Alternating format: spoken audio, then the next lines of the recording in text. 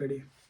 मुझे इस कोर्स को नहीं करना चाहिए क्योंकि इस कोर्स को करने के बाद मैं एक डिप्लोमा पर्सन बन जाता हूं एंड उसके बाद सैलरी बहुत कम देखने को मिलेगी प्राइवेट सेक्टर में। बहुत सारे क्वेश्चन जो माइंड में बच्चों के चल रहे होते हैं इस चीज को लेके, क्या ये कोर्स करना चाहिए, नहीं करना चाहिए, मुझे जीएनएम करना चाहिए, मुझे पैरामेडिकल की तरफ जाना चाहिए, या फार्मा कर लेना चाहिए, या फिर डिग्री करनी चाहिए, डिप्लोमा नहीं करना चाहिए। तो मैं आज आपको पूरा इस वीडियो में क्लियर कर दूंगा। सो वीडियोस को एंड तक देखें एंड वीडियोस को शेयर जरूर करें जो भी बच्चे नर्सिंग में जीएनएम करना चाहते हैं या फिर नर्सिंग में अपना करियर बनाना चाहते हैं। जीएनएम एक डिप्लोमा कोर्स है, ये मात्र 3 साल का कोर्स है। इस कोर्स को कंप्लीट करने के बाद आपको 6 मंथ की इंटर्नशिप करनी होगी। आप centre level, private level and उसके बाद आप फॉरेन में भी सेटल हो सकते हो इस कोर्स को करने के बाद। बट हर एक चीज की अलग अलग स्ट्रेटेजी है।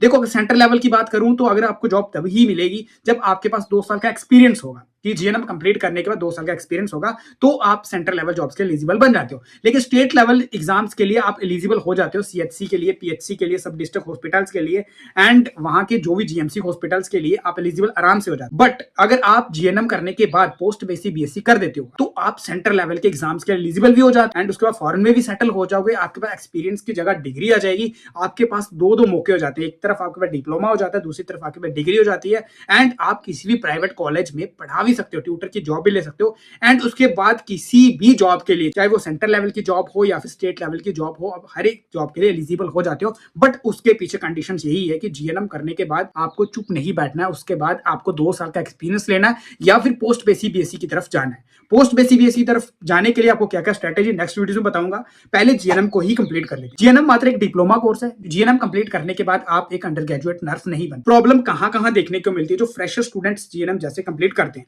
कुछ स्टूडेंट स्टार्टिंग्स में ही प्राइवेट हॉस्पिटल्स की तरफ भाग जाते हैं और प्राइवेट सेक्टर्स में जब जाते हैं तो वो गवर्नमेंट सेक्टर्स की तैयारी उतनी अच्छे से नहीं कर पाते, क्योंकि जो भी स्टेट लेवल एग्जाम्स होगा या फिर सेंटर लेवल एग्जाम्स होगा, जितना भी कॉम्पिटिटिव एग्जाम्स में जो प्रश्न होंगे, जो चीजें पूछी जाएंगी, वो एज ए नर्सिंग के रिलेटेड यानी कि डिग्री के रिलेटेड क्वेश्चन पूछे जाएंगे। क्योंकि बहुत सारे ऐसे एग्जाम्स होते हैं जहां पे बीएससी नर्सिंग वालों को भी हायर कर लिया जाता है स्टेट लेवल में एंड वहीं पे जीएनएम वालों को भी हायर किया जाता है। लेकिन अगर जब पेपर सेटल होगा तो वो जीएनएम के अकॉर्डिंग नहीं, बीएससी नर्सिंग के अकॉर्डिंग होगा। अब बीएससी नर्सिंग में जो सब्जेक्ट, ऐसे कुछ सब्जेक्ट होते हैं जो जीएनएम में नहीं पढ़ाए जाते, इसलिए जीएनएम के बाद हमें प्रिपरेशन थोड़ी ज्यादा करनी पड़ती है ताकि हम स्टेट लेवल का एग्जाम्स या फिर सेंटर लेवल एग्जाम्स आराम से क्रैक कर पाए। तो उसके लिए कुछ सब्जेक्ट्स होते हैं जो हम बीएससी नर्सिंग में पढ़ते हैं, जीएनएम में नहीं पढ़ते, तो इसके लिए हमें प्रिपरेशन करनी पड़े, थोड़ी ज्यादा पढ़नी पड़ेगी। इसलिए स्टार्टिंग में जो भी बच्चे नर्सिंग कंप्लीट करते हैं वो प्राइवेट हॉस्पिटल्स की तरफ ना जाएं एंड ना कि कोचिंग की तरफ भागें।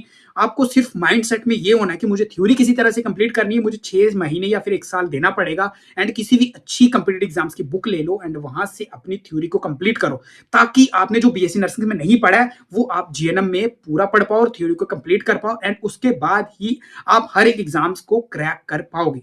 अब जीएनएम करने के बाद कौन कौन से नुकसान प्राइवेट सेक्टर में देखने को मिलते हैं, तो बहुत सारे प्राइवेट हॉस्पिटल्स हैं जो जीएनएम वालों को थोड़ा कम हायर करते, इतनी प्रायोरिटी नहीं देंगे जितना डिग्री वाले स्टूडेंट्स को ज्यादा प्रायोरिटी देखने को मिलेगी। बट जीएनएम के बाद आपको जो गवर्नमेंट सेक्टर में नहीं, प्राइवेट सेक्टर में जो सैलरी आपको देखने को मिलेगी, स्टार्टिंग सैलरी आपकी डिपेंड करती है आप कौन से हॉस्पिटल में जॉब कर रहे हो। जैसे कि आप किसी क्लिनिक पे जॉब कर रहे हो तो वहां पे 8 से 10 हजार देखने को मिलेगी एंड वहीं आप अगर प्राइवेट हॉस्पिटल्स में जॉब कर रहे हो तो वहां आपकी सैलरी 12,000 से लेकिन 50,000 रहने वाली एंड वहीं आप अगर मदांता, मैक्स हॉस्पिटल्स या ऐसे बड़े हॉस्पिटल जो सेमी प्राइवेट हॉस्पिटल्स होते हैं वहां पे आपकी सैलरी 20,000 से लेकर 30,000 डिपेंड करता है आपके एक्सपीरियंस के ऊपर। थर्ड, आपको फॉरेन में बहुत सारे मौके देखने को मिलेंगे सेटल होने के जीएनएम करने के बाद, लेकिन वहां का एक्सपीरियंस, वहां में कौन कौन सा एग्जाम्स क्रैक करके जाना पड़ेगा, कितने % आपको इंग्लिश आनी चाहिए, कौन सा एग्जाम्स इंग्लिश के लिए होगा या कौन सी कंट्री कौन सा एग्जाम कंडक्ट करवाती है, नेक्स्ट वीडियोस में बताऊंगा एंड उसके बाद आप फॉरेन में भी सेटल हो सकते हो जीएनएम करने के बाद। बट जीएनएम के करने के बाद आपको रुकना नहीं है, आपको मैक्सिमम 2 साल का एक्सपीरियंस लेना ही लेना है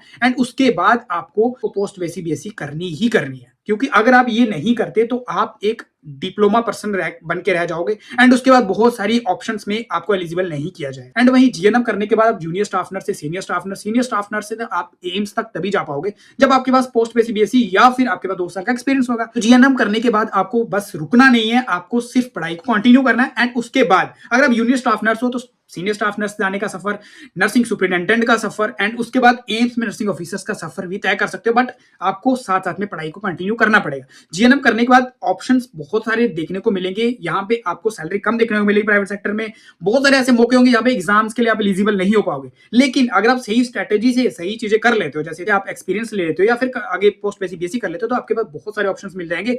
बस यही है कि नर्सिंग में वैकेंसी थोड़ी कम देखने को मिलती है एज ए गवर्नमेंट हॉस्पिटल्स में, नर्सिंग का नहीं, पैरामेडिकल या फिर फार्मा हर एक सेक्टर में वैकेंसी जो है वो कम देखने को मिलती है, लाखों के हिसाब से स्टूडेंट्स मिलेंगे एंड वैकेंसी के हिसाब से लगाओगे तो वही 1000 या फिर 100 के बीच में ही वैकेंसी देखने को मिलेगी। एंड बहुत सारे स्टूडेंट्स कंपटीशंस को क्रैक कर पाते हैं एंड बहुत सारे स्टूडेंट्स कंपटीशन को क्रैक नहीं कर पाते। तो मैं आपको ओवरऑल यही समझा सकता हूँ कि नर्सिंग करो, आप दिल खोल के करो, बहुत सारे मौके हैं, अपॉर्चुनिटीज हैं, आज नहीं तो कल जॉब लग ही जाएगी, बट सही स्ट्रेटेजी होगी एंड उसके बाद सही कोर्स को चूज कर लेते हो। तो मैं इसमें ये नहीं बोलूंगा कि नर्सिंग को छोड़ के पैरामेडिकल की तरफ चले जाओ या पैरामेडिकल को छोड़ के आप फार्मा की तरफ चले जाओ, क्योंकि ऑल ओवर सबका पैटर्न एक जैसा है, सबकी पढ़ने की स्ट्रेटेजी, सबकी पढ़ाई डिप्लोमे से स्टार्ट होती है एंड वो डिग्री तक एंड होती है एंड उसके बाद मास्टर्स कर सकते हो। वो हर एक कोर्स में, चाहे वो पैरामेडिकल हो, चाहे फार्मा हो, चाहे फिर आप नर्सिंग कर रहे हो, तो इक्वली सब में ऐसी स्ट्रेटेजी ही सेम मिलेगी। जॉब्स में वर्क अलग अलग देखने को मिल सकता है बट स्ट्रेटेजी सेम ही रहने वाली। ओवरऑल यही है कि अगर आप नर्सिंग को चूज कर रहे हो तो this is a best option. तो नेक्स्ट वीडियो में बात करने वाला हूं कि बीएससी नर्सिंग क्यों करनी चाहिए। तो ऑल स्टूडेंट सब्सक्राइब जरूर कर लें इस चैनल को। इस चैनल पे